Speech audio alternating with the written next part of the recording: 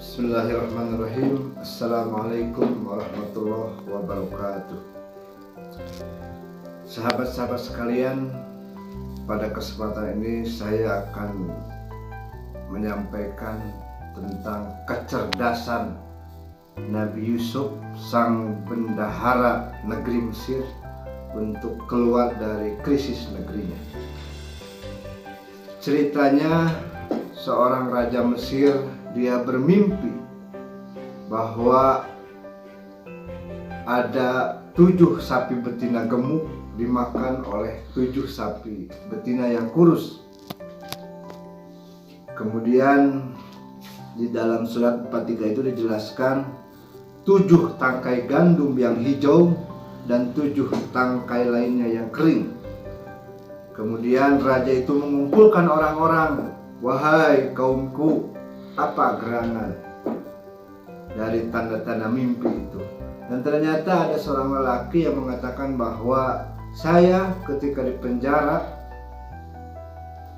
pernah ditakwil mimpinya oleh Yusuf, dan raja itu meminta kepada pemuda itu untuk memanggil Yusuf. Dan salah satu mukjizat Nabi Yusuf, dia bisa mentakwilkan mimpi atas izin Allah. Dan Yusuf berkata, "Apa maksudnya?" "Maka agar kamu bercocok tanam 7 tahun berturut-turut sebagaimana biasa. Kemudian apa yang kamu tuai hendaklah kamu biarkan ditangkainya, kecuali sedikit untuk kamu makan." Itu dalam surat Yusuf ayat 47. Dalam surat Yusuf ayat 48, "Kemudian setelah itu akan datang 7 tahun yang sangat sulit, yang menghabiskan yang kamu simpan untuk menghadapinya tahun sulit, kecuali sedikit dari apa bibit gandum yang kamu simpan." Kemudian surat ayat selanjutnya 49, "Setelah itu akan datang tahun di mana manusia diberi hujan dengan cukup, dan pada waktu itu mereka memeras anggur." Jadi itulah takwil mimpi yang disampaikan oleh Nabi Yusuf kepada raja. Dan akhirnya raja itu percaya kepada Nabi Yusuf, dan Nabi Yusuf diangkatlah beliau menjadi bendahara negara. Apa gerangan yang membuat Nabi Yusuf dipercaya menjadi bendahara negara? Salah satunya di dalam Quran ayat surat Yusuf ayat 55. "Qala ij'alni ala hojainil ard inni hafidun alim." Ya. Dia Yusuf berkata, "Jadikanlah aku bendahara negara Mesir."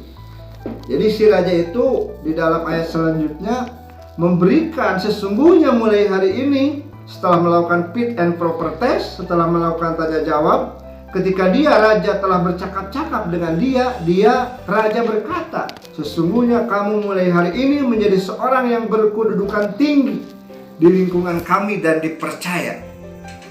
Dan Yusuf menawarkan diri. Dalam ayat 55-nya dia Yusuf berkata, "Jadikanlah aku bendahara negara Mesir, karena sesungguhnya aku adalah orang yang pandai menjaga dan berpengetahuan." Jadi apa gerangan yang menjadi modal Yusuf untuk menjadi bendahara negara? Dalam surat Yusuf ayat 55 itu adalah, "Inni hafidun alim." Sesungguhnya aku pandai menjaga dan aku berpengetahuan. Kalau dilihat dari krisis hari ini, bahwa kalau dalam konteks Indonesia dengan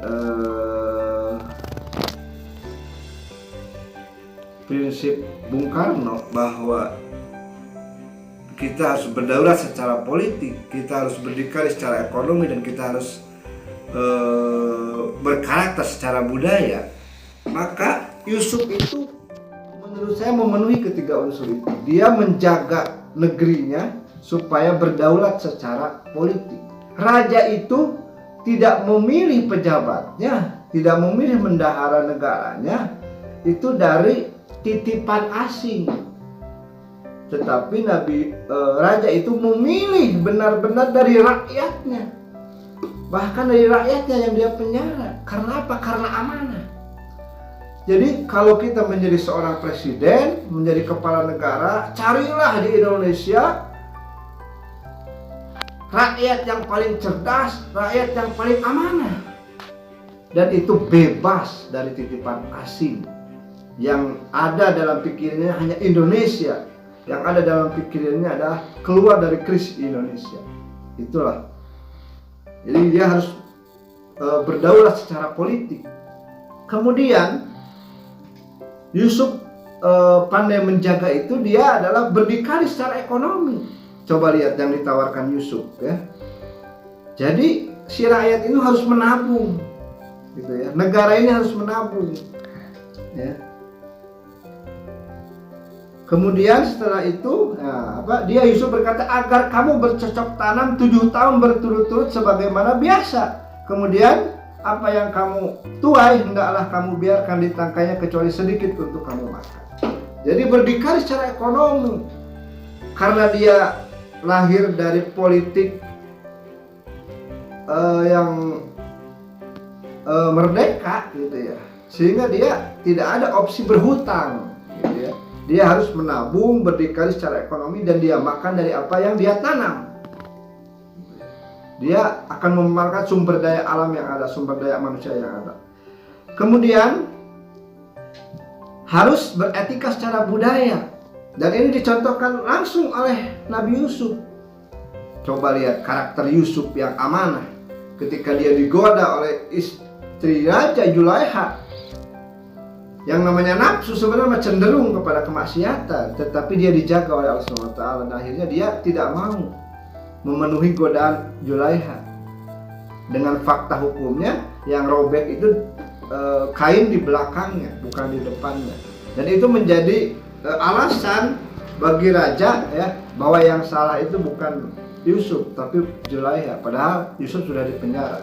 Itu kepercayaan yang diberikan oleh raja. Jadi secara karakter Nabi Yusuf ini memang dia adalah orang yang jujur, orang yang sidik, orang yang amanah. Itu syarat menjadi pejabat negara, itu harus seperti itu. Tidak boleh memperkaya diri, gitu ya. Jadi dia pandai menjaga amanah, dia berdaulat secara politik, dia berdikari secara ekonomi, kemudian dia berkarakter secara budaya. Kalau itu semua ada, maka dia akan pandai menjaga negerinya, gitu ya. Kemudian yang kedua adalah dia berilmu. Jadi untuk menjaga negeri ini agar selamat itu harus berbasiskan ilmu pengetahuan. Man arada dunia fa'alaihi bil ilmi wa man arada al-akhirah fa'alaihi bil ilmi wa man aradahuma fa'alaihi bil ilmi. Barang siapa yang menginginkan dunia, maka harus dengan ilmu. Barang siapa yang menginginkan akhirat, maka harus dengan ilmu. Dan barang siapa yang menginginkan keduanya, maka harus dengan ilmu. Dan itu ada dalam diri Nabi Yusuf. Sehingga dengan berbasiskan ilmu dia bisa keluar dari krisis yang 7 tahun lamanya, gitu ya. Bukan 7 bulan. Kalau corona katakanlah misalnya 7 bulan, itu harus Indonesia harus bisa keluar dari corona yang hanya 7 bulan. Nabi Yusuf saja 7 tahun itu bisa. Dan pesan bagi Indonesia Emas 2045 bahwa ke depan kalau negeri ini akan menjadi negeri yang super power, diperlukan orang-orang generasi emas yang minimal memiliki 2 kecerdasan. Yang pertama hafid, dia pandai menjaga negerinya, mencintai tanah airnya, gitu ya. Otaknya adalah Indonesia, pikirannya adalah Indonesia, dan hatinya adalah Indonesia. Yang kedua adalah ilmu pengetahuan. Generasi emas Indonesia tahun 2045 adalah mereka yang punya basis ilmu pengetahuan yang dalam, sehingga dia bisa menjadikan Indonesia sebagai negara superpower. Sekian, bila itu, assalamualaikum warahmatullahi wabarakatuh.